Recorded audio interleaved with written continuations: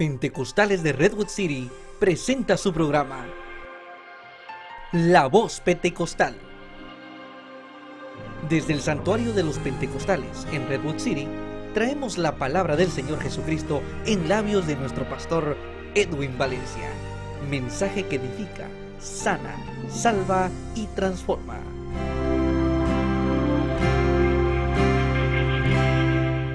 Dios les bendiga, amados hermanos, qué privilegio tenerle con nosotros. Gracias por su sintonía. Soy el pastor Valencia. Si durante el transcurso de este programa usted quiere llamarnos, siéntase libre en hacerlo. Los teléfonos aparecen en pantalla y queremos llevar la palabra de Dios en esta hora a su vida, a su hogar. Queremos servir de bendición para su vida. Gracias por dejarnos entrar a la intimidad de su hogar. La palabra de Dios la encontramos en este día en el libro de Lucas capítulo 9, verso 18 al verso 21. Dice la palabra del Señor en el capítulo 9, verso 18. Aconteció que mientras Jesús oraba aparte, estaban con él los discípulos y les preguntó diciendo: ¿quién dice la gente que soy yo? Note la pregunta: ¿quién dice la gente que soy yo? Verso 19 dijo: ellos respondieron, unos Juan el Bautista, otros Elías y otros que algún profeta de los antiguos que ha resucitado. El verso 20 dice: él les dijo: ¿y vosotros quién decís que sois? Entonces respondiendo Pedro dijo: el Cristo de Dios. El Cristo de Dios. Aleluya. El Cristo significa el ungido o el Mesías de Dios. Voy a predicar en esta hora con la ayuda del Espíritu Santo, que el Señor nos ayude en este tema. ¿Quién dice la gente que soy? ¿Quién dice la gente que soy? Hermanos, Jesús se relaciona con los humildes. En prédicas pasadas prediqué acerca de el Hijo del Hombre. Estoy predicando esta serie de mensajes basado en la vida de Jesucristo de Nazaret. Y este es el segundo tema basado en esta historia, cuando el Señor viene e interroga a los discípulos. Jesús se relaciona con los corazones rotos. Jesús se relaciona con los humildes. Jesús se relaciona con los pecadores. Pero, ¿cuántos de nosotros hemos pecado? Yo creo que todos. La Biblia dice que no hay ninguno justo. ¿Cuántos de nosotros hicimos cosas malas mientras crecíamos? ¿Cuántos de nosotros hicimos una maldad y le echamos la culpa a nuestro hermano? ¿Cuántos de nosotros escondimos las cosas para quedarnos con ellas al final de la plática, de una conversación de adultos? Amado hermano, yo creo que todos nos hemos portado mal en un momento determinado, desde que éramos niños. Pero, ¿cómo fue la manera en que se procedió o en la manera que nosotros hemos dejado ya eso? ¿O cuáles han sido los efectos al enfrentarse a la realidad de todo eso? ¿Cuál fue el efecto cuando su mamá lo descubrió haciendo lo que usted estaba haciendo? ¿Qué memoria tiene usted acerca de cuando se vio confrontado por haber tomado el dinero del cambio y no haberlo devuelto? ¿Cuál fue su reacción cuando tuvo que enfrentarse a mamá o a papá por una mentira que dijo, o al maestro o al pastor por una mentira que usted dijo? ¿Se acuerda de cómo se sintió usted? ¿Se acuerda de cómo usted esperaba a que eso se solucionara? Yo no sé usted, pero yo usualmente cuando hacía una travesura, y yo apenas oscurecía y me iba a la cama, decía yo: al día de mañana mi mamá ni cuenta se va a dar, ya ni se va a acordar. Y no, siempre se acordaba, tenía su memoria. Así que las consecuencias iban a venir tarde o temprano. Así que, ¿cómo sabía que usted merecía ser castigado muchas veces? Cuando usted venía y simplemente papá le decía: ¿sabes que te toca que te castigue? Y usted simplemente decía, pues yo ya lo sé. Entonces usted sabía cómo anticiparse a la desaprobación de alguien. ¿Cómo? Es natural sentirse desaprobado. Es una respuesta a un reflejo de culpa del ser humano. No obstante, amados hermanos, a menudo nos convertimos en más que eso.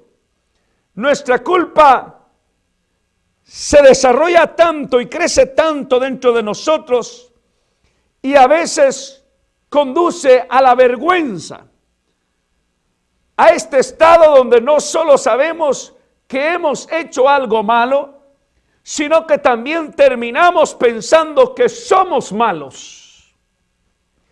Y a veces hacemos ajustes a ese sentimiento, a esa sensación de sospecha.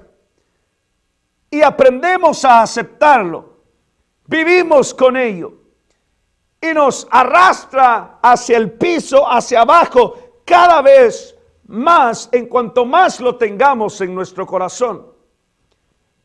Entre más lo guardemos, más va a envenenar nuestra mente y nuestra alma. Entre más lo guardamos, más va a corromper nuestra alma. Hasta que alguien venga y nos sorprenda. Hasta que la verdad salga a la luz. Hasta que alguien despierte algo en nosotros. Algo que no sabíamos que estaba ahí. La vocación de Mateo era un publicano. Era un fariseo. Era un colector de impuestos. Y vamos a mirar más sobre la vida de Mateo en la parábola que Jesús llama el llamado del publicano. En el libro de Lucas capítulo 18, verso 9 al verso 14, encontramos. Dice el libro de Lucas capítulo 18, lo voy a llevar para que usted sea testigo de lo que la Biblia dice. Capítulo 18, verso 9 al verso 14. A unos que confiaban en sí mismos como justos y menospreciaban a los otros, dijo también esta parábola. Note a quién estaba descrita esta parábola. Dice, 2 hombres subieron al templo a orar, uno era fariseo y el otro era publicano. El fariseo puesto en pie oraba consigo mismo de esta manera: Dios, te doy gracias porque no soy como los otros hombres, ladrones, injustos, adúlteros, ni aún como este publicano. Ayuno 2 veces a la semana. Doy diezmos de todo lo que gano. Mas el publicano, estando lejos, no quería ni aún alzar sus ojos al cielo. Note la diferencia. Sino que se golpeaba el pecho diciendo: Dios, sé propicio a mí, pecador. Verso 14 dice: os digo que éste descendió a su casa justificado antes que el otro. Porque cualquiera que se enaltece será humillado, y el que se humille será enaltecido.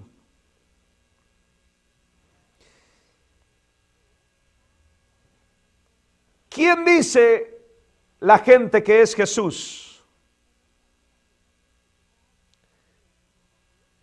¿Quién dice? La semana que estamos por iniciar se conoce como la Semana Santa por muchos, aunque todas las semanas son santas. Pero como predicábamos acerca del Hijo del Hombre, un título mesiánico que también está relacionado o se refiere al hecho de que Él se identificó con nosotros en su humanidad. Él lo entiende todo, Él es accesible, Él no es autoritario. Así que, ¿quién dice la gente que es Jesús? En primer lugar, en este relato lo encontramos como amigo de los pecadores. En su vida, en su ministerio, Jesús mostró una escandalosa un efecto sorprendente incluso para los ladrones, incluso para los avaros, incluso para los publicanos, los pecadores, para los destrozados, para los humildes, para los pecadores, para los que luchan todos los días con cada situación. Y una de estas acusaciones era bastante común, lanzada en contra del Señor Jesucristo. Libro de Lucas capítulo 15, verso 2. Lucas, el médico amado, escribe en Lucas capítulo 15, verso 2. Este hombre recibe a los pecadores y come con ellos.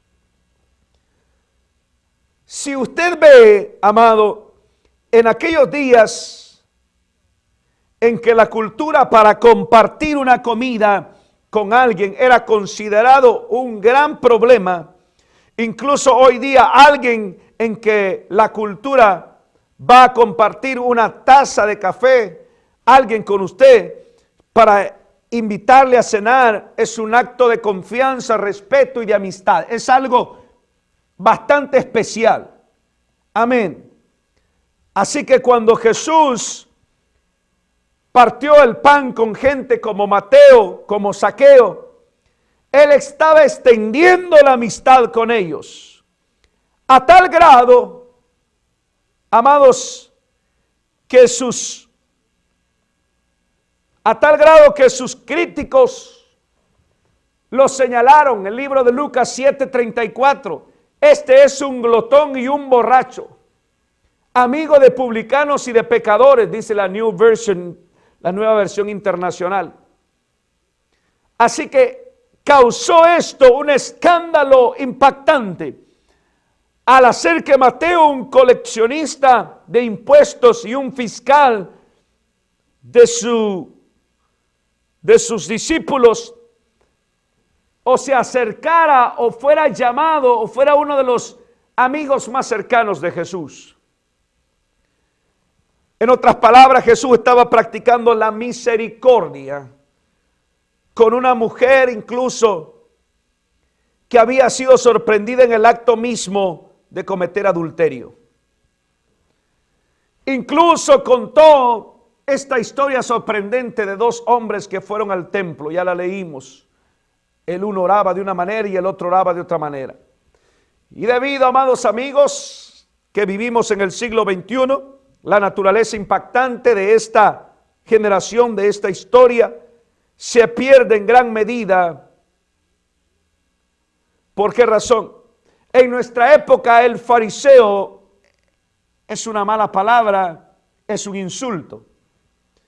En gran parte debido a la manera en que Jesús expone la hipocresía de los fariseos y la forma en que se representa en los evangelios. Pero en los días de Jesús, yo quiero que note que los fariseos eran considerados los chicos buenos. Se habrían preservado las escrituras hebreas. Algunos dirían que la nación, la identidad judía, y fueron respetadas generalmente por la gente común. Los fariseos eran tenidos en alta estima en aquel entonces. Así que cuando Jesús contó esta historia, la comparación de la justicia de un fariseo a la oración y la compara con la vida del recaudador de impuestos Mateo, no podía haber elegido un contraste más vivo. Note por qué. Es un contraste que pueda instruirnos hoy día, ayudar a encontrar la verdadera identidad del Señor Jesucristo como amigo de aquellos que son desechados. La primera forma de pensar la historia de Jesús nos puede decir varias cosas. Y número uno, resistir las comparaciones. Las palabras del fariseo en el versículo 11 fueron: el fariseo puesto en pie oraba consigo mismo de esta manera: Dios, te doy gracias. Hasta ahí todo estaba bien. Ser agradecido con Dios está bien. Pero lo que sigue después es altivez. Te doy gracias porque no soy como los demás hombres, ladrones, injustos, adúlteros, avaros, ni tampoco como ese cobrador de impuestos. Aquí empezó a salirse totalmente. Todos y cada uno de nosotros, amados amigos, desde niños, jóvenes, adultos, queremos sentirnos que vale la pena. Todos queremos saber que contamos, que somos útiles para algo. Amén. Ahora note, amado hermano, en esta escena,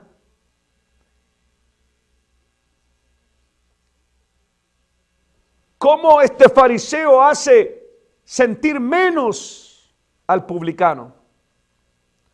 La mayoría de nosotros nos resulta demasiado fácil escuchar: oh, tú eres bueno,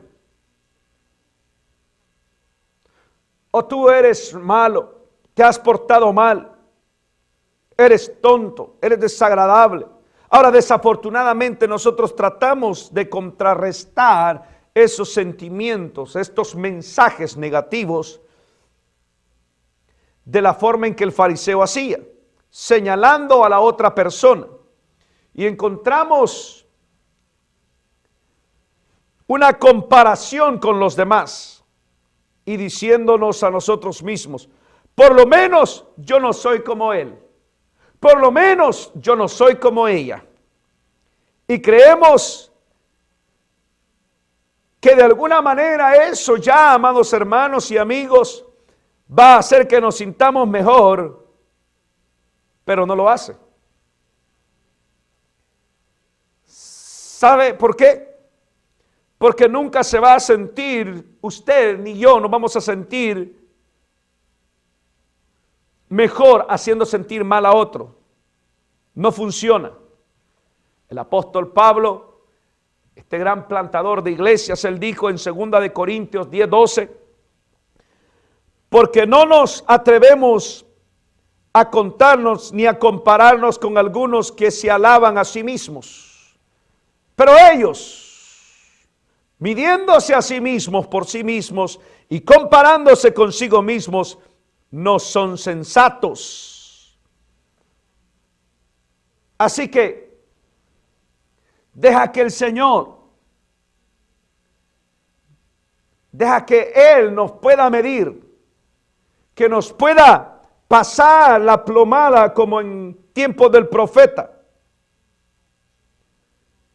En segundo lugar, esta brillante historia también nos enseña a renunciar a nuestra propia justicia. Mira otra vez el libro de Lucas 18:12. Dice: ayuno 2 veces a la semana, doy diezmos de todo lo que gano. Ayuno 2 veces a la semana, doy diezmo de todo lo que gano. Ahora, esto es hermoso, porque la oración del fariseo tiene la forma de una buena oración, pero el contenido es muy desaprobado. Uno de los mejores lugares para empezar a orar, amados, si usted está de rodillas en la iglesia o en la oficina o en el coche, y es justo lo que el fariseo hace, de rodillas y dice: Dios, te doy gracias. Eso está bien hasta ahí nomás. Una de las mejores oraciones. Pero la Biblia dice en repetidas ocasiones que los fariseos solían orar en público para ser escuchados. Ahora, Salmo 136, verso 1 dice: alabad a Jehová porque Él es bueno. Así que, Dios, te doy gracias. Es una excelente manera de orar. Y si el fariseo se había detenido ahí, lo habría hecho mucho mejor. Pero él no se detuvo ahí, sino que continuó y dijo, Dios, te doy gracias porque no soy como los demás. Empezó a justificarse él. Señor, nuestra iglesia no es como la iglesia de la esquina, Señor. Aquí enseñamos, aquí hacemos esto. Y ya te estás comparando con la iglesia de la esquina. Señor, este pastor no es como los otros pastores. Ya te estás comparando con otros pastores. Se volvió una oración ya no de agradecimiento, sino en un alarde. En una alabanza propia, alabándose él mismo.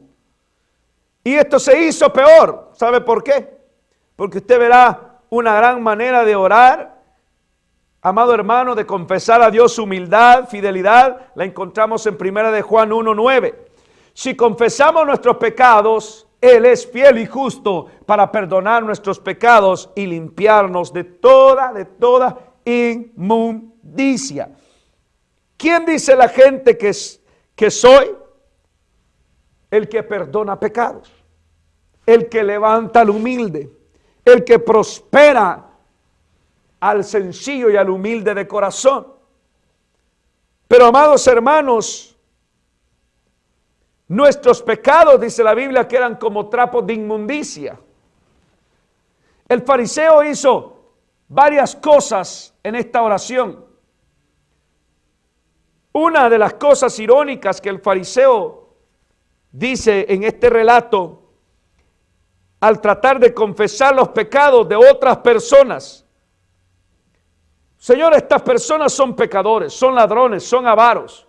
Usted jamás puede orar de esa manera. Yo no vengo a la iglesia para confesar los pecados y enumerarlos y etiquetarlos de los hermanos. Si los voy a confesar es para que el Señor los perdone. Señor, perdona los pecados del pueblo, Señor. Perdona los pecados de esta generación, Señor. De esa manera. Pero el fariseo expuso su corazón pecaminoso y su deseo de maldad dentro de él. Si usted trata de ganar el favor de Dios, si basa su esperanza de salvación en su propia autoestima, en cualquier acto de justicia, si usted cree justificarse en sus propias acciones, como lo hace el necio, la Biblia dice que el necio es sabio en su propio parecer. Romanos 3:20 dice, ya que por las obras de la ley ningún ser humano será justificado delante de él, porque por medio de la ley es el conocimiento del pecado. El fariseo pensó que el ayuno lo hacía justo y no lo hace justo. Hablaba como de diezmar de todo lo que ganaba y como si el diezmo gana puntos delante de Dios. El diezmo sencillamente estar a cuentas con Dios. Esas son las dos cosas buenas cuando son, amado hermano, la fidelidad. Pero yo quiero introducirle una cosa. Usted, para ganar favor delante de Dios, usted tiene que ser humilde. La Biblia dice que un corazón humilde, Él lo mira de cerca, pero un corazón altivo, Él lo mira de lejos. Aleluya. Renunciar a nuestra propia justicia, renunciar a tratar de alcanzar el cielo o impresionar a Dios con lo bueno que nosotros somos, no tiene resultado. En cuanto más usted se quiera justificar, amado hermano, menos favor va a encontrar delante de Dios. Renuncia a las comparaciones. Trate de ser usted, confíe en la gracia de Dios. Trate de venir usted delante de Dios. Y acuérdese de que el favor de Dios es para siempre. Cerramos con esto. Dios es el único que perdona pecados y que extiende la gracia a todos sus hijos. El cobrador de impuestos encontró gracia delante de Dios, a pesar de que su vida había sido pagana, había sido de hurtar lo que no le pertenecía. Pero Dios le extendió gracia. Y si Dios hizo eso con él, Dios lo puede hacer con ustedes. Mi oración en esta hora, que el Señor limpie nuestros pecados, que nuestras inmundicias sean limpias delante de Dios, que sus pensamientos vengan a ser puros delante de Dios, que vengamos a ser humildes delante de Dios para hallar gracia delante de su presencia, que nuestra propia justicia no sea sino la gracia de Dios o el favor de Dios en nosotros.